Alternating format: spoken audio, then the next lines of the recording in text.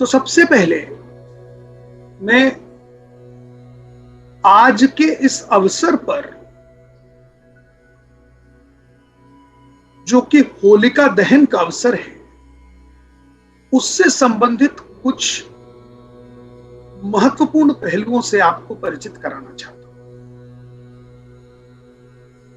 पौराणिक कथा तो हम सबने सुनी होगी कि कैसे हिरण्यकश्यप ब्रह्मा के वरदान से प्राप्त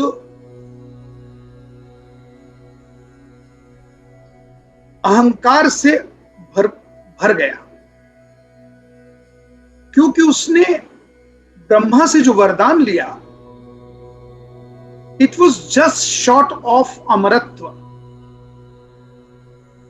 जैसा आप तमाम पौराणिक कथाओं में सुनते आए हैं कि प्रत्येक असुर, दैत्य, राक्षस अमरत्व प्राप्त करना चाहता था,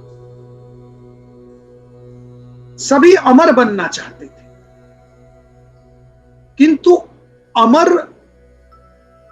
बनने का वरदान आसानी से प्राप्त नहीं होता, यह भी वो जानते थे। तो अलग अलग टर्म्स, कंडीशंस, परम्यूटेशन, कॉम्बिनेशंस बनाकर वो वरदान लेने का प्रयास करते थे। ऐसे ही असुर राज हिरण्यकश्यप ने ब्रह्मा से वरदान प्राप्त किया, जिसमें उसने 5 कंडीशंस रख दी,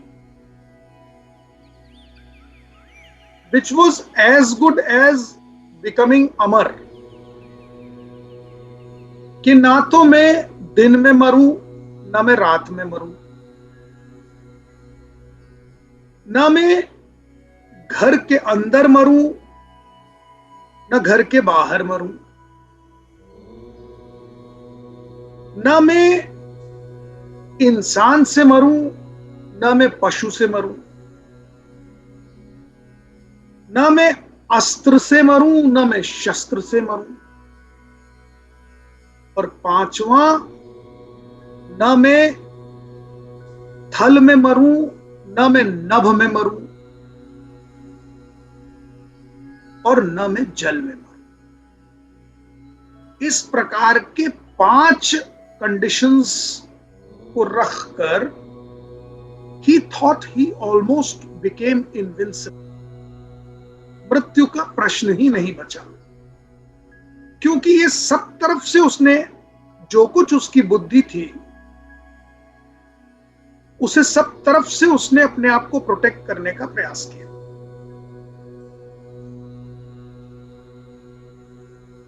किंतु जब अहंकार और पाप का घड़ा इतना बढ़ गया कि मृत्यु सुनिश्चित ही होनी थी, तो हम सब जानते हैं कि उसी हिरण्यकश्यपु का पुत्र प्रहलाद अपने पिता के विरुद्ध हो गया, और प्रहलाद विष्णु का भक्त था।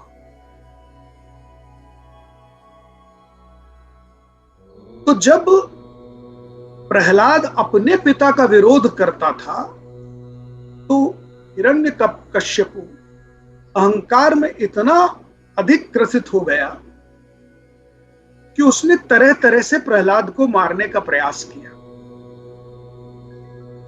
उसी प्रयास में उसकी बहन होलिका, जिसका नाम था, जिसे भी वरदान था कि वह अग्नि उसका कुछ नुकसान नहीं कर सकती,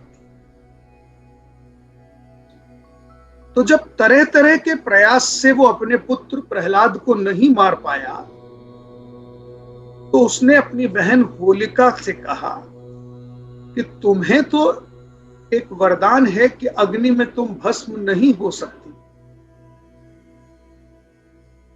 तो ऐसा करो कि अग्नि में अपने इस बेटे प्रहलाद को लेकर प्रवेश करो, जिससे कि यह अग्नि में भस्म हो जाएगा और तुम वापस निकल आना। तो पौराणिक कथा ऐसी है कि हिरण्यकश्यपु की बहन होलिका प्रहलाद को अपनी गोदी में बैठाकर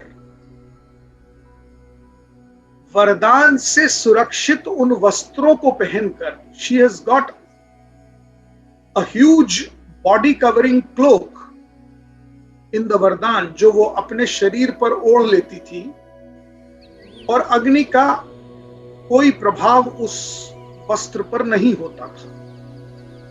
तो वो जो एक शॉल की तरह क्लोक उसने ओढ़ लिया जो वरदान में उसे प्राप्त हुआ था, और वो अग्नि में बैठ गई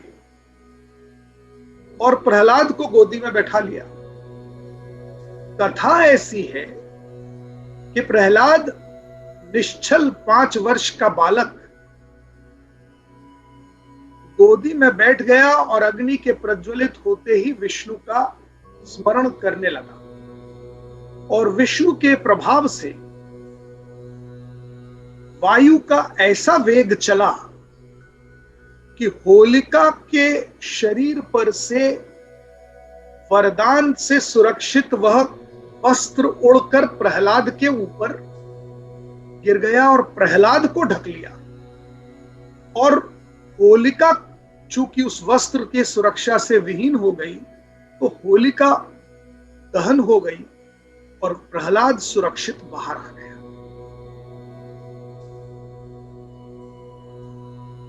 ये होलिका दहन की पौराणिक कथा है।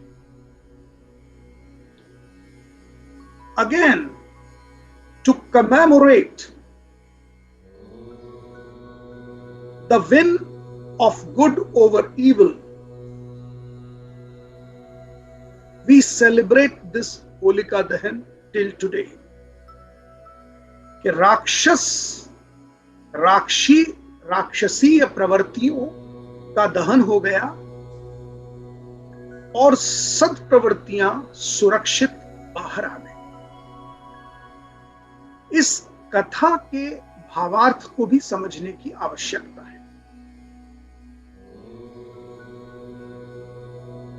भावार्थ ये है कि बड़े, और आगे की कथा पहले समाप्त कर दूं कि ये भी हम जानते हैं कि फाइनली हिरण्यकश्यपु का वध नरसिंह अवतार के द्वारा विष्णु ने किया। भगवान विष्णु का जो नरसिंह अवतार था, जो कि न इंसान था न जानवर था, आधा इंसान आधा जानवर, शेर का जो है मुख और शरीर इंसान का, उसने ऐसे समय में हिरण्यकश्यप को का वध किया जब न दिन था न रात था, गोधूली वेला थी। तीसरा, नरसिंह अवतार ने हिरण्यकश्यप को अपनी जांघ पर रखा, न धरती पर न आकाश में और न जल पर।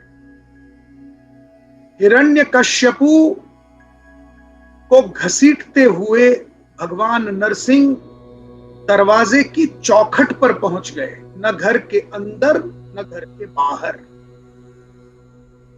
और हिरण्यकश्यपु का वध नरसिंह भगवान ने अपने सिंह नखों से फाड़कर, उसके शरीर को फाड़कर उसका वध किया, न अस्त्र से न शस्त्र से। तो ये जो दो पहलू एक ही पौराणिक कथा में है, हिरण्यकश्यपु का वध और उसकी बहन होलिका का दहन, ये दोनों एक ही चीज को एस्टैब्लिश करते हैं कि आप कितनी भी स्मार्टनेस दिखा लें,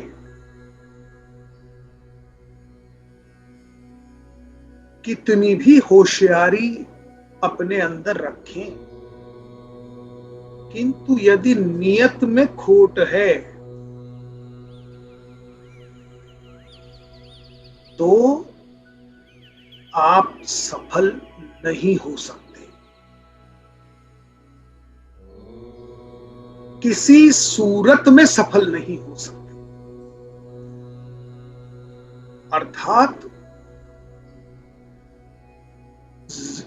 जो भी जितना भी